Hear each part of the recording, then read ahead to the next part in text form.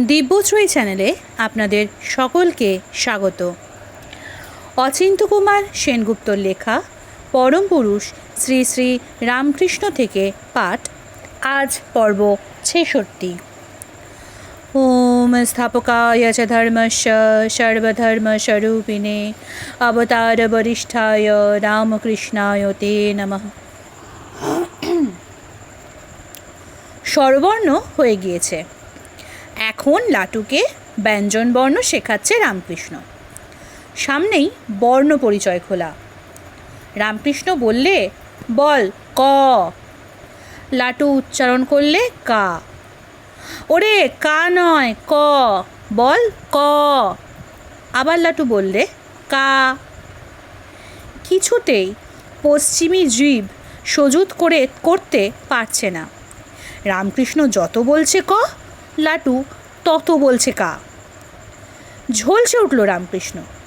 শালা, ককেই যদি কা বলবি, তবে কয়ে আকারকে কি বলবি? যা শালা, তোর আর পড়ে কাজ নেই।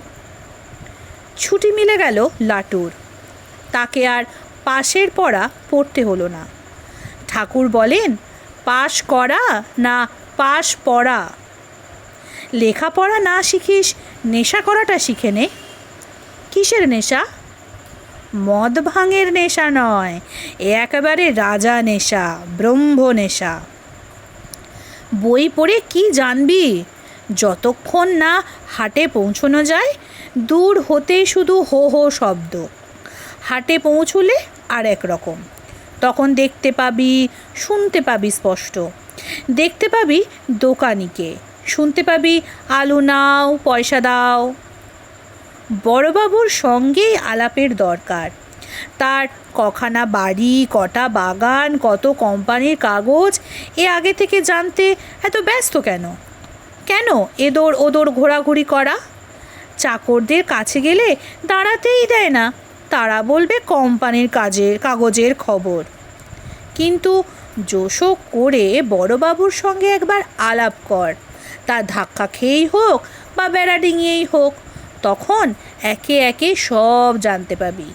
কত বাড়ি, কত বাগান, কত কোম্পানির কাগজ, তিনিই সব বলে দেবেন।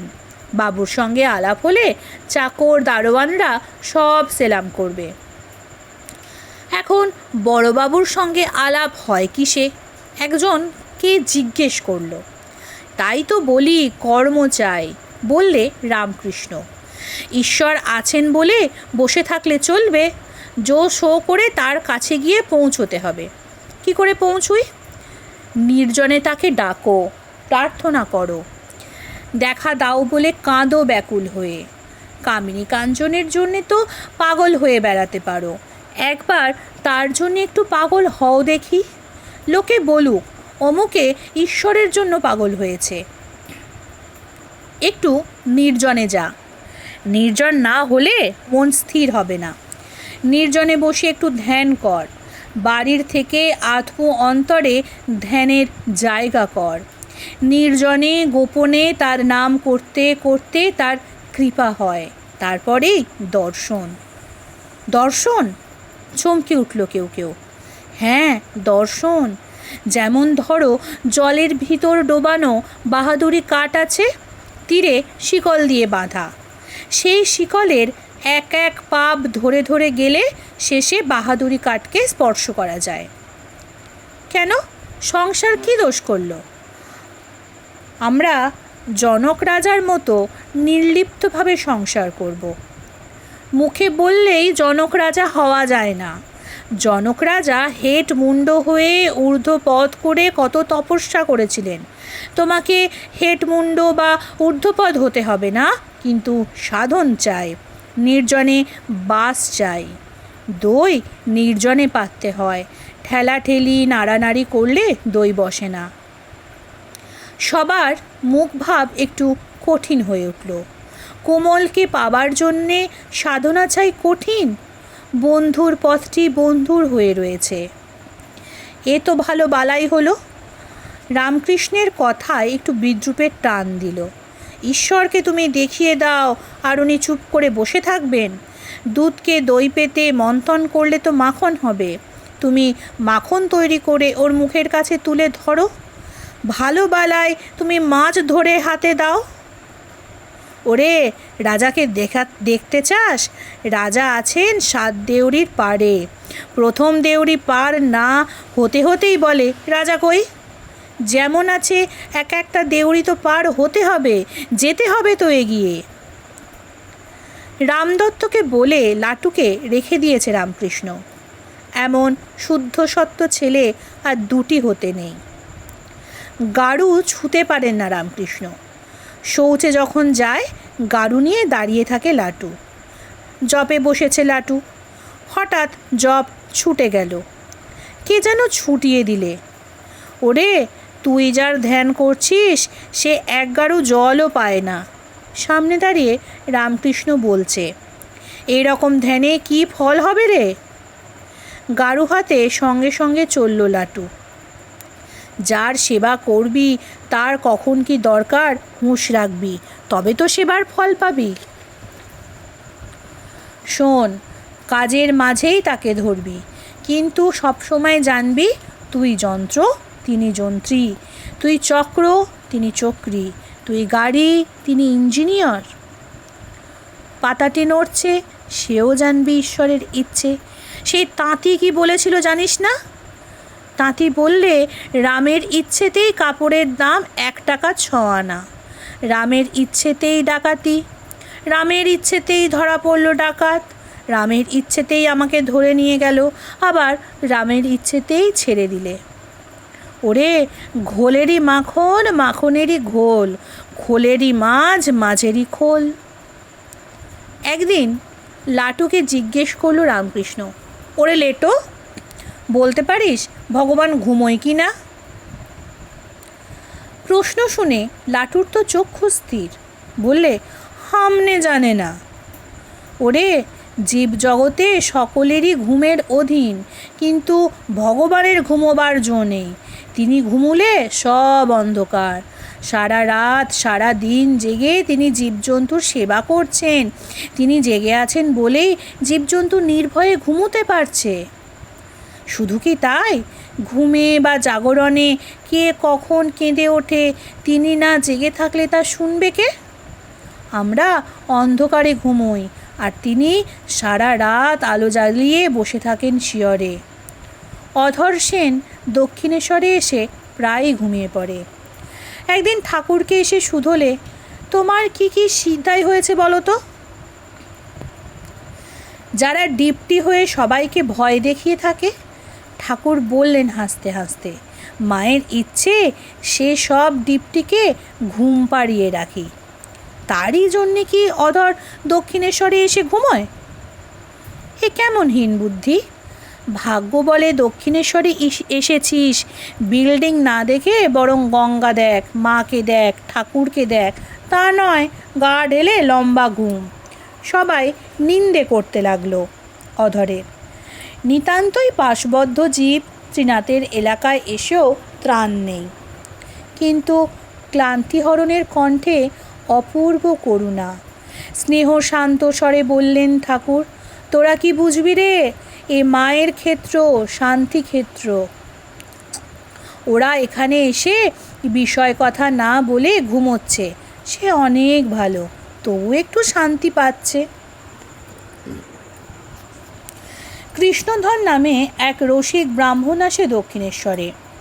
সারাক্ষণ কেবল ফষ্টি নষ্টি করে। কি সামান্য ঐহিক বিষয় নিয়ে তুমি রাত দিন ফষ্টি নষ্টি করে সময় কাটাচ্ছ? ওইটি ঈশ্বরের দিকে মোড় ফিরিয়ে দাও। শোনো, যে নুনের হিসেব করতে পারে সে মিশ্রিরও হিসেব করতে পারে। কৃষ্ণদন সহাস্যে বললে, আপনি টেনে নিন। আমি কি করব? তোমার চেষ্টার উপর সব নির্ভর করছে। এ মন্ত্র নয়, এ মন তোর। কি করতে হবে বলুন? সামান্য রসিকতা ছেড়ে ঈশ্বরের পথে এগিয়ে পড়ো। ঈশ্বরই সবচেয়ে বড় রসিক, তার তত্ত্বটিই হচ্ছে সবচেয়ে বড় রসিকতা। সেই রসিকতার সন্ধান করো, শুধু এগিয়ে পড়ো। এ পথের আর শেষ নেই, কিন্তু চলতে চলতে যেখানেই শান্তি, সেখানে তিষ্ঠ, সেখানে বিশ্রাম করে নাও। আহা, অধর সেন এখানে এসে শান্তিতে একটু বিশ্রাম করছে, ওকে জাগাস নে, ওকে ঘুমোতে দে একটু ঠান্ডা হয়ে। কিন্তু যে সেবা করতে এসেছে তারই সেবায় লাগলো নাকি রামকৃষ্ণ? লাটুকে শিব মন্দিরে ধ্যান করতে পাঠিয়েছে রামকৃষ্ণ। ঢুকেছে সেই দুপুরবেলা, বিকেল হয়ে এলো, লাটুর এখনও বেরুবার নাম নেই। কি করছে দেখে আয় তোরে। রামলালকে খোঁজ নিতে পাঠালো। রামলাল এসে বললে, এক গা ঘেমে আছে, নিথর পাথর।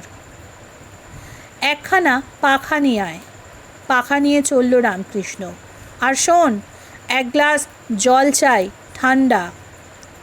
জল নিয়ে গিয়ে রামলাল দেখে রামকৃষ্ণ লাটুকে হাওয়া করছে, আর পাখার হাওয়ায় লাটুর শরীর কাঁপছে, তুলো যেমন কাঁপে তেমনি। ওরে, বেলা যে আর নেই, সন্ধে টন্ধে কখন সাজাবি? রামকৃষ্ণের আওয়াজে লাটুর ধ্যান ভাঙল। চোখ চেয়ে দেখল, যাকে ধরবার জন্যে মহাশূন্যে পাখা মেলেছিল তিনিই পাখা হাতে করে পাশটিতে বসে আছেন, সস্নেহে বাতাস করছে মার মতো। ব্যস্ত হয়ে উঠতে চাইল আসন ছেড়ে। রামকৃষ্ণ বললে, আগে একটু সুস্থ হ, তারপরে উঠিস। দেখছিস না গরমে কেমন ঘেমে গেছিস? আপনি এ কি করছেন? এতে আমার অকল্যাণ হবে। হাসল রামকৃষ্ণ, বললে, তোর কে সেবা করছে? তোর মধ্যে যে শিব এসেছিলেন তার সেবা করছিলুম, গরমে যে তার কষ্ট হচ্ছিল। নে, এখন এই এক গেলাস জল খা দেখিনি। জড়ভরত রাজার পালকি বইছে। রাজা পালকি হতে নেমে এসে বললে, তুমি কে গো? জড়ভরত বললে, আমি নেতি। সে আবার কি? আমি শুদ্ধ আত্মা। যেমন বাতাস, ভালো মন্দ সব গন্ধই বাতাস নিয়ে আসে, কিন্তু বাতাস নির্লিপ্ত। যেমন প্রদীপ, প্রদীপের সামনে বসে কেউ ভাগবত পড়ে, কেউ বা দলিল জাল করে, প্রদীপ নির্লিপ্ত। যেমন সূর্য, শিষ্টকেও আলো দিচ্ছে, ধৃষ্টকেও আলো দিচ্ছে। ধোঁয়া যতই কালো হোক দেয়ালকে ময়লা করতে পারে, আকাশকে নয়। চামড়া ঢাকা অখণ্ড খোলের মধ্যে খোঁজো সেই প্রাণ স্বরূপের। হাড় মাসের খাঁচার মধ্যে ধরো সেই পলাতক পাখি। ওম নিরঞ্জনং নিত্যমনন্তরূপং ভক্তানুকম্পাধৃত বিগ্রহং বৈ ঈশাবতারং পরমেশমিড্ডং তং রামকৃষ্ণং শিরসা নমামি। আজকের পর্ব এখানেই শেষ হলো। আগামী পর্ব আসবে আগামীকাল। সঙ্গে থাকুন, সুস্থ থাকুন, ভালো থাকুন। নমস্কার, জয় ঠাকুর।